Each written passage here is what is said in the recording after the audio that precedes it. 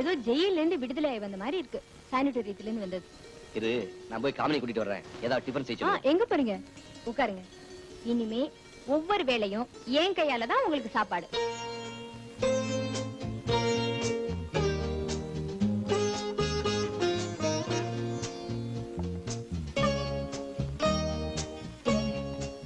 பால் கொண்டு வந்திருக்கேன்.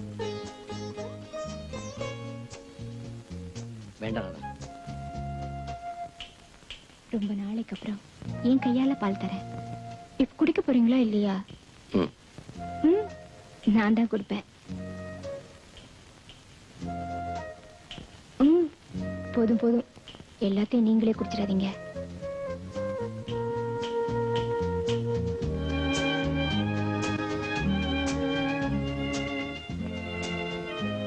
ஒரு பொண்ணுக்கு தன் புருஷன் எச்சி பண்ணதை சாப்பிடும்போது ஏற்படுற இன்பத்துக்கும் என்னைக்காவது ஒரு நாள் எக்கச்சக்கமா ஒரு பிடியில மாட்டிக்கிற போது ஏற்படுற இன்ப வேதனைக்கும் ஈடு இணையே இல்லை.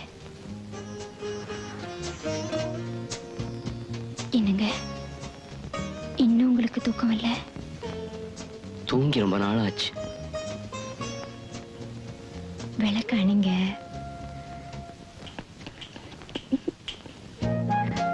அப்புறம் 2 நாளைக்கு தூங்கிக்கிட்டே இருப்பீங்க.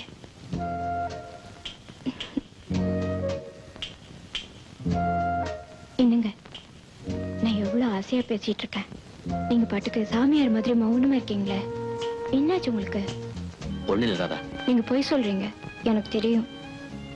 நான் செஞ்ச குத்தங்களை நீங்க இன்னும் மறக்கல. அத மனசுல வச்சுக்கிட்டு தான் இப்படி எல்லாம் நடந்துக்கிறீங்க. சேச்சே, அப்படியெல்லாம் நான் எதையும் மனசுல வச்சுக்கல. அப்படின்னா ஏன் எதையோ பறி கொடுத்த மாதிரி இருக்கீங்க? உண்மையை சொன்னா உன்னால தாங்கிக்க முடியுமான்னு சந்தேகமா இருக்கு. இப்ப என்னால எதையும் தாங்கிக்க முடியும், தைரியமா சொல்லுங்க. அது வந்து உன்னை சானிட்டோரியத்துல சேர்த்ததுல இருந்து ஆபீஸ் வேலையை ஒழுங்கா கவனிக்க முடியல. கம்பெனிக்கு ஏகப்பட்ட நஷ்டம். அதனால என்ன வேலையை விட்டு நீக்கிட்டாங்க. இவ்வளவுதானா?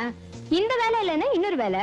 அது வரைக்கும் அப்பா கிட்ட வாங்கின 10,000 மீதி இருக்கும்ல, அதை வச்சு சமாளிப்போம்.